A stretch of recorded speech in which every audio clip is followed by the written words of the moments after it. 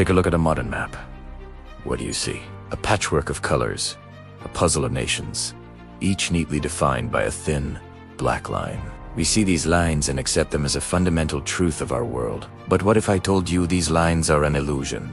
A relatively new invention that has completely reshaped not just our world, but how we think about our place within it. For most of human history, the world was not a collection of boxers. It was a landscape of centers and peripheries, of influence that faded rather than stopped abruptly. This is the story of the world before the line.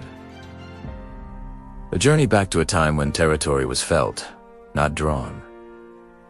Imagine the medieval world. If you asked a farmer where they were from, they wouldn't point to a spot on a national map. They'd name their village, their lord, or the closest major city. Power and identity radiated outwards from these centers, like ripples in a pond. A king's authority was strongest in his capital and grew fainter the further you traveled, eventually blurring into the influence of another lord or another city.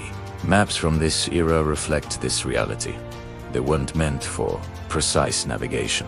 They were spiritual or political statements. Jerusalem might be placed at the center of the world, not because of geographic accuracy, but because of its cultural importance. Rivers might be exaggerated, mountains simplified. These maps showed relationships between places, not their exact coordinates. The world was a tapestry of loyalties and landmarks, a fluid space where edges were fuzzy and overlapping. There was no single line where France ended and the Holy Roman Empire began. Instead, there were zones of mixed languages, dual allegiances, and shared customs. The idea of a solid, contiguous block of territory simply didn't exist in the popular imagination. This mindset governed life for centuries. Territory was a fluid concept, defined by who you paid taxes to, which lord protected you, or which market you visited.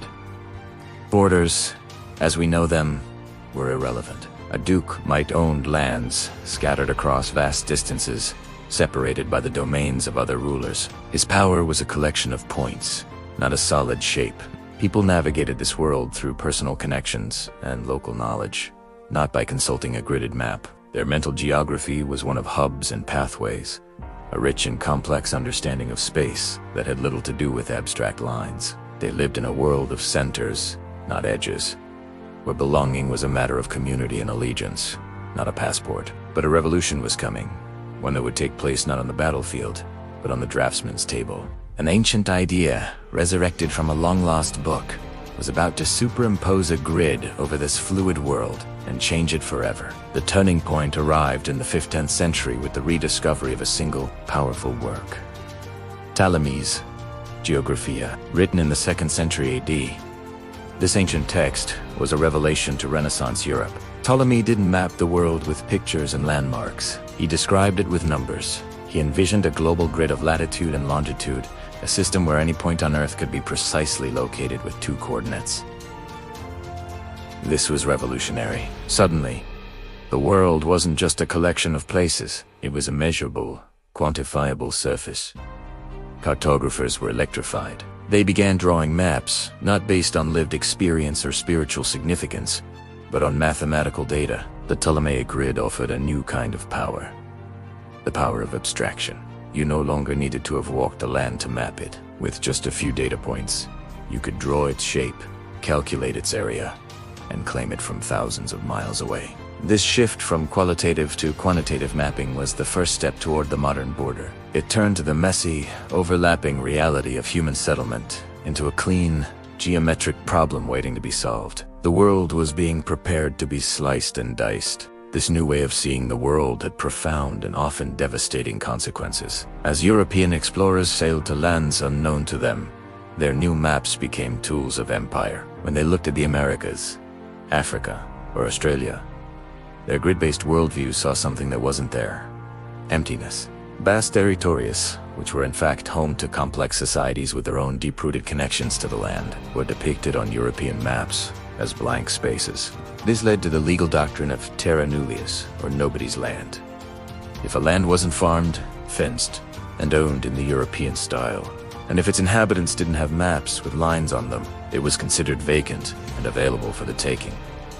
The map became a weapon. Drawing a line around a territory and labeling it New Spain or British Columbia was an act of creation and erasure. It created a legal claim for the colonial power while simultaneously erasing the rights, history, and existence of the people who already lived there. The blank space on the map wasn't a reflection of reality.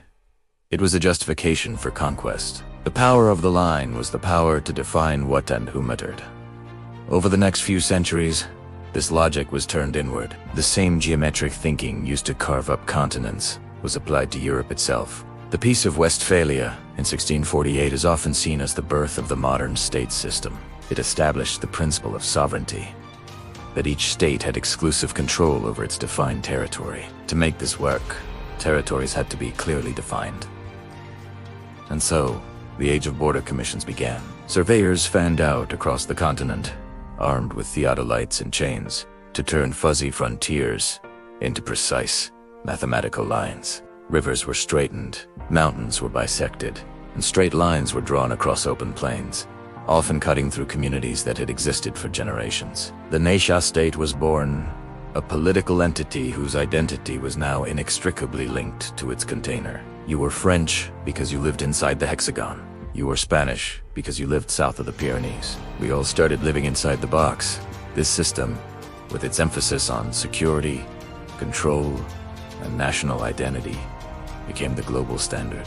Today, we live so deeply within this world of lines that it's hard to imagine anything else. We have passports, border walls, and customs checks, all designed to enforce the sanctity of these invisible divisions. But it's worth remembering that these lines are a human story, not a natural law. When you fly in a plane and look down, you don't see the borders. You see rivers winding, mountains rising, and deserts stretching, all blissfully unaware of the human drama of lines. Nature flows, we divide. This journey into the past isn't about saying borders are good or bad. It's about recognizing them for what they are.